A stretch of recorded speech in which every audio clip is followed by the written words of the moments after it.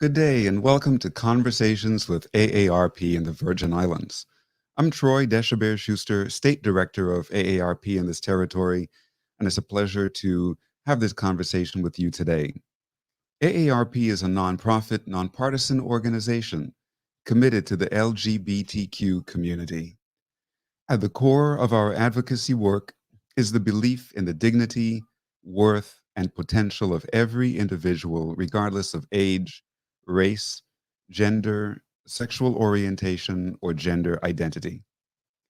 Our policy work at the community, state, and national levels serves all communities, and we stand proud to support our LGBTQ plus members, allies, and other critical stakeholders. With a large number of our 38 million members self-identifying as LGBTQ+, AARP works hard to fight for and equip individuals to live their best lives. What we do for all, is a guiding principle articulated by our founder, Dr. Ethel Percy Andrus. And today we proudly carry it forward by helping to build an understanding of the LGBTQ+ community during Pride Month and beyond. Today's edition of In Conversation with AARP-VI is designed to raise awareness of the unique challenges faced by the LGBTQ+ community living in the Virgin Islands, and to start a discussion about the things we all can do to be more understanding and accepting of this community.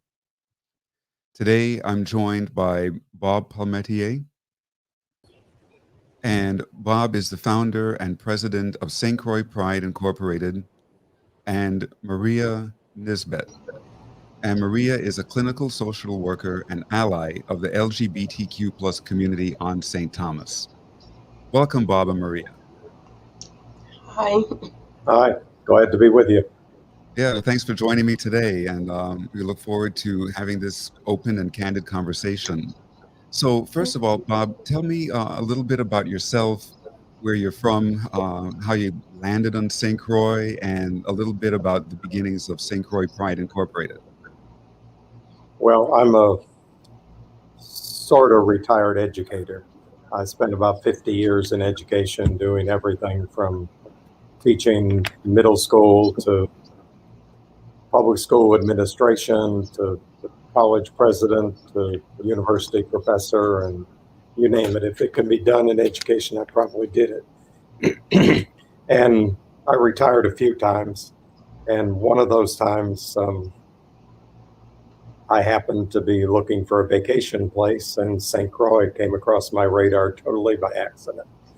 And it was the best accident of my life, actually, because came here over Christmas holiday, fell in love with the island, and went home talking about how we could live here, and came back 6 months later to explore that further, and made the mistake of putting a contract on a house, and that started the movement in this direction. And by the time the house closed, I was so perturbed with the people I was working for, I was ready to move immediately, and gave them 2 weeks notice, and here we are after 8 years in the Virgin Islands.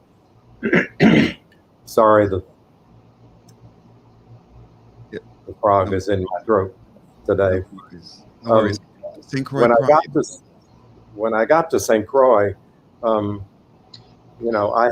had worked with various pride organizations. I was the chairperson of Equality Alabama and the state of Alabama, and I had been late in life coming out, so I kind of learned a little bit about being gay and out in the world. But when I came here, it was just like no knowledge at all, but there were a lot of gay people around and a lot of allies, and so we decided to have a yard party during Pride Month, and that yard party was in 2014, and we ended up making an annual thing. And 2017, St. Croix Pride was actually incorporated and became a 501c3 charity, and Until COVID, we were rocking along, but COVID's kind of knocked us out for the year. But we're ready to start back toward a big 2022. Great, excellent. And Maria, tell us about yourself. Are you a Virgin Islander? If not, where are you from? And what has you on St. Thomas? Yes, I am a Virgin Islander, born and raised. I left in '99 after high school, been gone for 21 years, just got back a year ago. So now I'm back here as a social worker on the island. Great. And what social work do you do? Like which agency do you work in? Oh, I'm a readjustment counselor for the Vet Center, which is part of the VA. I just focus on the mental health aspect, helping veterans to readjust from military life back into civilian life. Great. And so you're an ally of the LGBTQ community. Yes, So ally right, so you're not a member of the LGBTQ community, and but member. and member. Oh, okay, both. Okay. Oh, great. Okay. Didn't know you could be both. I guess I'm both too. Yes, yes. And We all. right.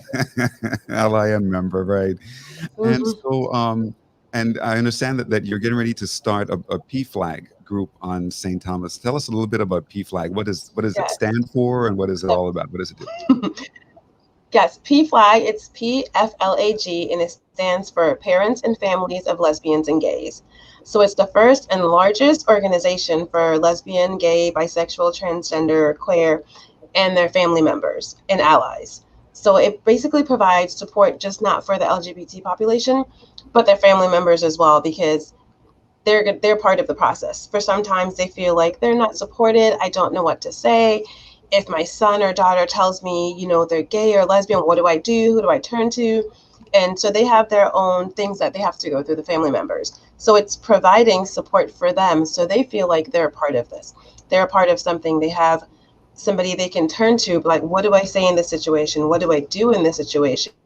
How much is too much? How much is not enough? All the questions that come up, all the feelings that they have, it provides support for that. Fantastic. And that is so very much needed here. And Yes. so there are many, as we know, there are many, many misconceptions of the LGBTQ plus community, even the acronym itself, because then Q was added and then plus was added. Can either one of you, maybe both of you, could speak to that? What does that acronym LGBTQ plus stand for, and especially the plus part of it? Maria? Right. Yes, I Maria, can take it. that first. Yes. Okay. So I know we keep adding acronyms, which adds to the complexity and the misunderstanding of, the community. But L stands for lesbian, B for bisexual, T for transgender or transsexual, Q is for queer. The plus is because there's actually other things beyond that. So it used to be at one point LGBTQIA, so I for intersex, A for asexual, but then they added the plus because the allies are members too, and pansexuals, and there's just a lot of different ways that people categorize themselves. So that we are not being exclusive, we're including everybody. So there's a lot of acronyms to remember, and nobody expects anybody to know what they all mean, what they all are. What if I say the wrong thing? What if I say the wrong one? What if I don't understand? It's okay to ask, because people are usually okay with telling you this is what it means, or this is what it means for me. So you don't have to feel like I need to Google this before I have a conversation, or I need to get this correct before I say something. The information is there. Usually people, members of the LGBTQ plus population, are open to talking about it and explaining which letter they fall into and what it means. Excellent. Bob, anything to add to that? Well, just that it's not even necessary for people to identify their letter, because a lot of people don't fall cleanly in one category. So it's just being part of the community. It doesn't matter what your letter is, or if you can even define it. And many people come into the community with absolutely unclear ideas about who they are, what they are, and why they are. So Mhm. it's, and I certainly can tell you that was my experience. So it took me a while to get into where I understood I was a gay man, and that my marriages to women was not where I belonged, but I tried it twice. So anyway, Maria did a good job of explaining. Yes, Yeah, and you're right, Bob. It's not that you have to identify anything or say who you are, because like you said, even within the community, there's even some confusion there. So, Right. mhm, yeah, Maybe a lot of confusion there. mhm, a lot, and I'm so glad to hear about the plus in the end because it includes allies, friends, exactly. relatives, and so it really is all inclusive. Mhm, LGBTQ plus it embraces everybody, yes. and that's a marvelous thing because in this world, we are confronted by so much racism and prejudice of all sorts, and Mhm, we need more and more organizations to be all inclusive. yes. Yes. And so, starting with Bob, how is your organization, St. Croix Pride, working to combat the stigma associated with being gay in the Virgin Islands? Well, mainly by not acknowledging that there is a stigma, because we're just people like everybody else, and our approach has been to um, have activities that support. So we do everything from support training to young people to become trained to run their own organizations, to providing scholarships to students who need help with getting into a school environment that is supportive and open for them, to providing our slogan is to educate, advocate, and celebrate. And so we really, the education part is mainly is we're just here, and we're part of the total, and we don't want anything special. We just want to be allowed to be part of the total of the community, and we advocate for that, and um, we want to celebrate that fact and enjoy allies. And one of the things that Maria brought up with PFLAG is PFLAG has been a very important organization for parents who didn't understand what their children were going through. Mhm. And so it's been a resource, and it's a resource we need desperately here. And Mhm.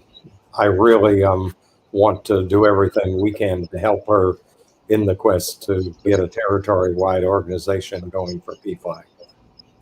Mhm. Excellent. And Maria, tell us more about what PFLAG does in communities and what you hope it will do in the community here to combat stigmas and bring more understanding and compassion.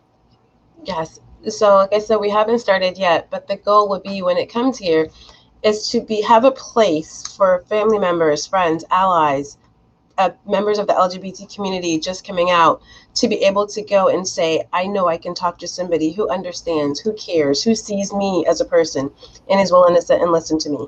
Oftentimes when family members don't feel like they're supported and they're hit with something that they weren't expecting, it's like they don't know what to say, they don't know what to do. They usually take it on themselves. I did something wrong. If only if I did this differently. What do I need to do? Who do I call? And if they're feeling shame around that, they're not going to call their friends. They're not going to call their family because they might feel like they're also going to agree that the parent did something wrong, the family member did something wrong. If I had only done something different, or if my son didn't have so many sisters and I made him play with dolls, maybe he would. Just so many things that go through their head, and it creates now psychological distress for them in a situation that shouldn't be like that. It shouldn't go that way. It should be a supportive environment. But I can't expect them to do that if they don't know how to do that. They've never got support around that. So PFLAG is just wanting to be a soft landing place, a place where they feel safe, where they feel comfortable, knowing that not only do I get support, I can also provide support Right. to other people that are going through this. And I think it would create some education for the community as well, because right now our community, I feel like they have one way of thinking about the LGBT community. I know that it's changing a little bit, but there's a mindset around that. You know, they look at people and like, oh, that's wrong. And they have so many thoughts about it, but they're not seeing the person as a whole person. It's like, okay, I'm a queer person, but that's not who I am. That's just how I date. You know, I'm a social worker. That's not who I am. That's just where I work. I'm a mother. That just means I have a daughter. So instead of having to put my whole life in a box based on this one thing, just educating the community about, okay, let's look at the person. Let's approach them with love, treat them with compassion and empathy like you would do anybody else, and starting there. And then everything else should be different after that. The conversations will be different. And the awareness in the community would be different. The acceptance would be different. So we have to do community-wide education. And I think with PFLAG, we can also think about partnering with other organizations on the island that have maybe a bigger platform than us, a louder voice, you know, even some of our faith-based communities, and saying like, hey, we're here to support you and you can support us. Not saying that you have to change your views or change how you believe, but just let's just love each other. You know, let's just start there with the basics. So I want PFLAG to be the starting point for that, those conversations to start happening. That's so important, and I like the way you bring up the word love, right? I mean, especially if you're Christian, and you know the greatest commandment to love your neighbor as you love Yes, yourself, exactly. right? And to love God with your whole heart, of course, before that.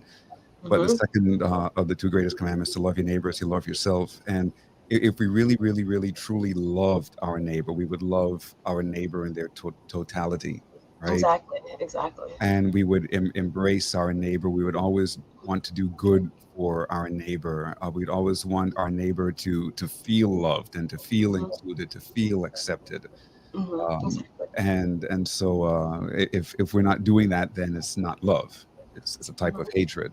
It's hatred, and our community can't grow and flourish and become the best version if we're leading with hate. It just wouldn't be good. So just spreading love and letting them know that we're ready to receive love, like just starting with the love of the person.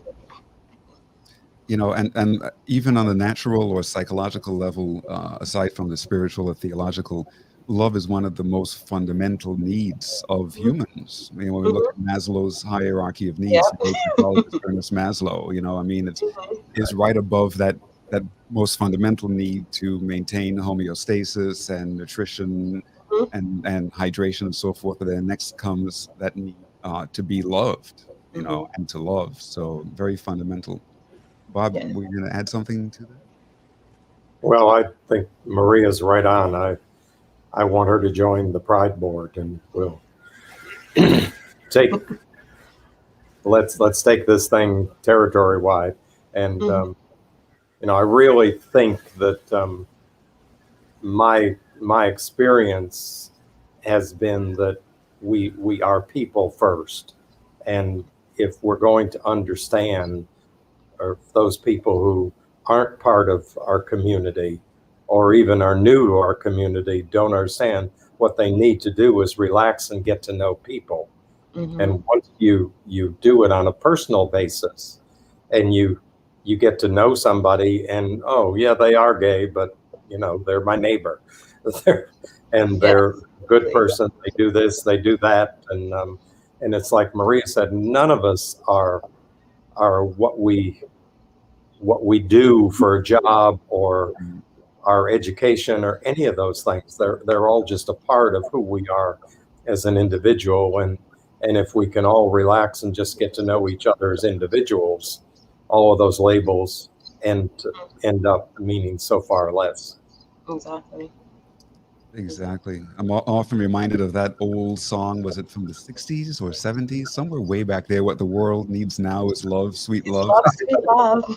Yes. And that's so true now more than ever. So true, absolutely. Sure. Now, June, nationally, June is designated as LGBTQ plus Pride Month. And it has been commemorated here on St. Croix and on St. Thomas in various ways. So Bob, starting with you, why do you think it's important for us to commemorate Pride Month? I think it's important so that people know we're here. That's part of the advocacy thing and the part of the celebration as well. But more important, it's to give the community a sense of belonging and an opportunity to share themselves with others. And so we invite our allies to join us. And here on St. Croix, we've had a tremendous support. We've had over 40 sponsors, business sponsors, who have bought on to our activities and have helped us provide the scholarships and the activities support. AARP has been an important one of those. And, you know, we were able to bring a dance troupe in with AARP's help from Toronto. And their program had roots in Jamaica. And so it was a very Caribbean activity, yet we had to go to Toronto to get a group of people who could perform the story from Jamaica and the Caribbean. And I think, you know, a lot of people were helped by seeing that that's not just a local narrative or a local concern, it's a worldwide concern.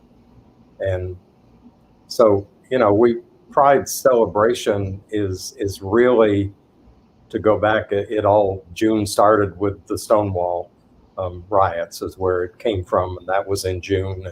And it was kind of unbelievable, but the Supreme Court, when they approved gay marriage, approved it during Pride Month on the anniversary of the Stonewall riots. So, you know, we're not the only ones aware of the history there.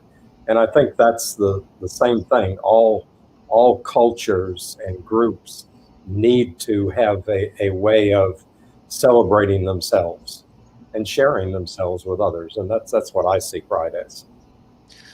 Thank you. And before I jump to Muria about their commemoration of Pride on St. Thomas, I just wanted to say to both of you and to the public that it's such an honor for me to work for AARP. We're such an inclusive organization. The first year you had the Pride Parade in St. Croix, and AARP sponsored, and I put a letter to the editor and the papers.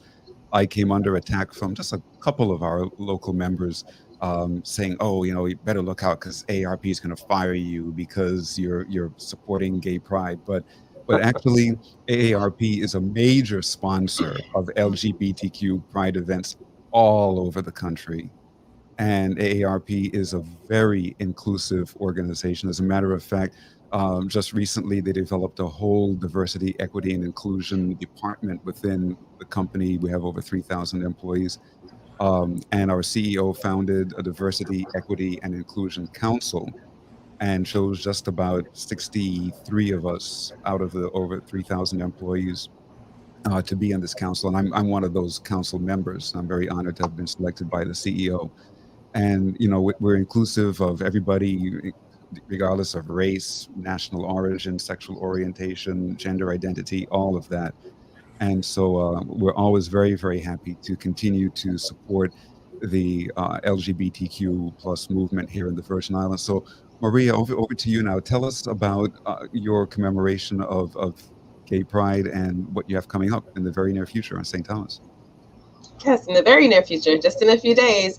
So this is going to be, to my knowledge, the first Pride Walk here in St. Thomas this coming weekend, which is July 10th. It's just a 2-mile walk. We're going to have members of the LGBTQ community, our allies, some of our, you know, local politicians are supposed to be joining us, and business owners will be joining us. And we're just going to be walking from Emancipation Garden down to Havenside and back. Just a quick 2 miles, but visibility is important. Knowing that we're here, we're part of the community, and having us be out there and just say, we're here. And it's okay that we can celebrate being here. We can celebrate being us. And our allies come and celebrate with us. People in the community celebrate with us to say, we see that you're here and we can join you. It's okay. We can coexist together. So it's just going to be a show that we're here and it's okay for us to be here. So come and celebrate with us. I'm really excited because I think this is the first one. And it's just something I just thought up in my head because I didn't see anything happening on the island on a large scale. And I know COVID might have something to do with that, but I didn't want us to have just events that are secret events, like in this corner, in this place where we're hidden, because that just perpetuates the stigma that we need to hide. So I was like, no, let's just go out on the waterfront and just walk and celebrate with everybody who wants to come out and celebrate with us. And tell us the details again of where and when it Yes. starts and so forth. Saturday, July 10th, we're meeting at 7 a.m. at Emancipation Garden. And we're going to walk together down to Haven Site. It's just a 1 mile walk down and turn around, and then we're going to walk back. So 7 a.m. Haven Site, July 10th. Okay, we're starting at Emancipation Gardens and then Garden at walking. Emancipation Garden. Yes. That's right. Okay, Yes. so we encourage people in St. Thomas and even St. John to come out and support. And you know, it's such again an honor to support you as you start up PFLAG on St. Thomas and across the Virgin Islands. So AARP will be at your side during all of that development. We're happy to be part of that. Thank you. And so now, Bob, about St. Croix Pride, how can people find more information about it? Do you have a Facebook page or a web page? Yes, just Google St. Croix Pride and you'll get to it, but it's STX Pride, stx.pride.org. Great. And you can find us that way. We're on Facebook as well. And we're getting ready to redo our website and get things back up and running because COVID has put us down a long time. But that's a source that's amazed me how many people contact us through that. People coming to the territory who want to know about, is it safe to come there? I'm gay. And, you know, people who are moving here and want to know what services are available and things of that sort. So I'm glad to have connection with Muria because she can help me because I get those requests about St. Thomas, and in the past I've been totally ignorant of what to tell them. So now I have somebody to refer them to. Great. And we're almost out of time, but Muria, I know you are early in the development of PFLAG. Do you have a web page yet or a Facebook page? No, we don't have a web page yet. So, but it will be pending, coming soon. I will let you guys know as soon as we're ready to go. Yes. Great. And then one thing that we wanted to add too, because once we get the website up and going, I wanted to keep like a database or some kind of informational Rolodex, for lack of a better word, of all the organizations on the island in the territory that are LGBT friendly, or maybe some therapists that are LGBT friendly, and have that cultural competency training, doctors, physicians, just so that people from the community feel safe going to get help, whether it's physical help, mental help. So anybody that fits that criteria, can reach out to me. Great. Well, we look forward to receiving that information and walking with you on this journey. We're out of time now, so thank you, Bob Palmatier of St. Croix Pride, and Muria Nisbett, our social worker on St. Thomas, getting ready to start up PFLAG. Thank you for being with us today.